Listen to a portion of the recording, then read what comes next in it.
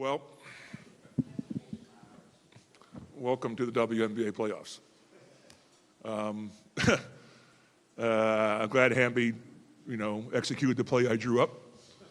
It reminded me of those of you that are old enough to understand what I'm about to say. Bird stole the ball! Bird stole the ball!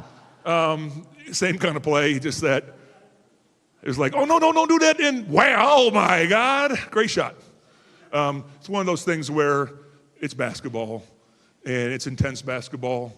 I told the fans earlier in the week, come and watch. You'll see great athletes play a great game of basketball, and you'll have fun. And if you didn't have fun in today's game, yeah, there were ups and downs. We'd go down, we'd go up, we'd turn the ball over. We'd go down, we'd go up, we'd turn the ball over. But overall, I'd roll on the board before the game. Besides, have fun, like I told all the fans. Just win the game. It doesn't matter how. It doesn't matter who. It just win the game. And I thought we were fortunate. I thought we played hard enough to win. We didn't play well enough to put the game away. If we had made our layups, we didn't turn the ball over at crucial times, I think that we would have won this game by 10 points. I give Chicago credit. They played very well. They made big shots. They played very hard. One team had to go home, and that's unfortunate, but we'll take it, and now it's on to the next round. In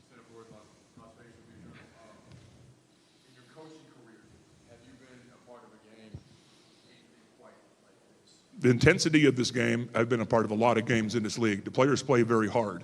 I've been in championship series with the Shock that were as intense or more because the finals are on the line. But just for the sheer fans of the most important thing for me this year was to get to this next round. I knew we were going to make the playoffs. I also knew going into the playoffs we could beat or lose to anybody. And I thought it was very important that we got to the next round, not only for our players, but for our fans, our town, and our franchise. This was a great moment for our franchise. We've done everything right over the last 2 years. To have this kind of moment just tops it off, but we're not done yet. Ben Dahl, High Post Hoops. Before that turnover, you had put Colson in the game. Did you want to get a trap, and did you kind of have a number where you said, okay, if it gets this far, then foul? On which one are you talking about? The turnover that led to the shot for Hamby. Hamby stole the ball? Yeah, it was just happened. We were going to foul. Sloop was running the clock out. I thought she was going to run out and get fouled, and she threw the ball, and Hamby just made a great basketball play. I don't think she stepped in the line. I had a really good look at it. She may have. I don't think she did, but it's not reviewable. It has to be a call by the referees for a timeout. So, yeah, we'll take it. TJ Turkson, Vegas Sports Daily.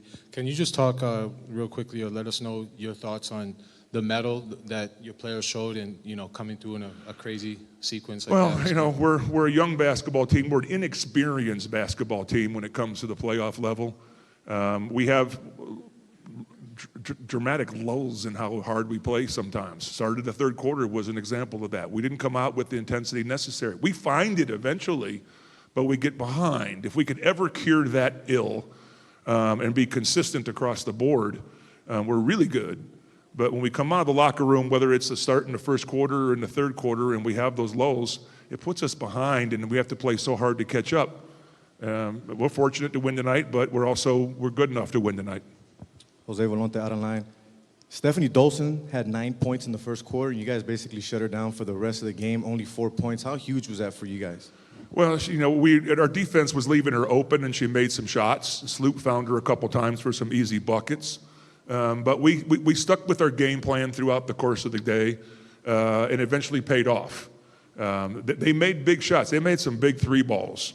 That one that that three ball corner with a shot clock running down to keep them, that was a tough shot, but it happens. So we just kept playing. Just kept playing, and it worked out for us.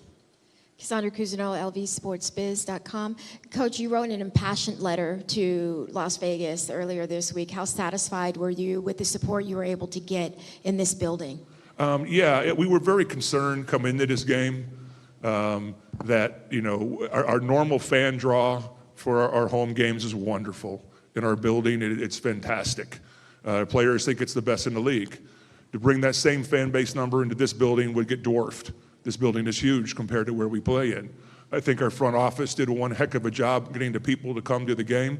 I thought the atmosphere and environment coming down the stretch especially was phenomenal. I know they were late arriving, and I'm sure the will call window was backed up for about 3 blocks. But overall, I thought the fans were wonderful for us, and a lot of those fans had never been to one of our games. So the experience that they had today, I hope it carries over till we come back from Washington. We play in Washington, I think next Sunday, Jiggy. We're coming back for game 3 on Sunday, no matter whatever happens in Washington. So hopefully we've got a whole bunch of new fans to come out to our games because of the experience of today. Go ahead. Double-double from Liz. I mean, she carried the offense at stretches there. She was getting to the free throw line. Liz wanted the ball. She told me, come on, give me the ball. They're not passing me the ball. She wanted the ball down the stretch. She missed some easy shots. I know she's in the back of the room. I watched her come in. She'll tell you the same thing. We all missed some easy shots tonight, but that's how it works sometimes. And we didn't put our head down. We just kept on playing. Anyone else? I got one statement at the end, Jiggy. What did you see from Hamby? Obviously, before that shot, giving you an advantage inside, posting up some guards, and really creating some easy chances for you inside. I'm sorry, say it again. What did you see from Hamby early in the game when you inserted her at the 3 and Well, she gave you? it's matching up against them with the Shields, and they bring in Copper. They're big guards, and we weren't making them work on the other end. And so Hamby can guard them. She can move her feet well, and she can play solid defense on the perimeter, but they can't guard her in the post. And especially in the first half, she used them down there. And she's a weapon for us when we go to that big lineup. And she can shoot perimeter when necessary. So I have no problem putting her in the game, but don't tell her that.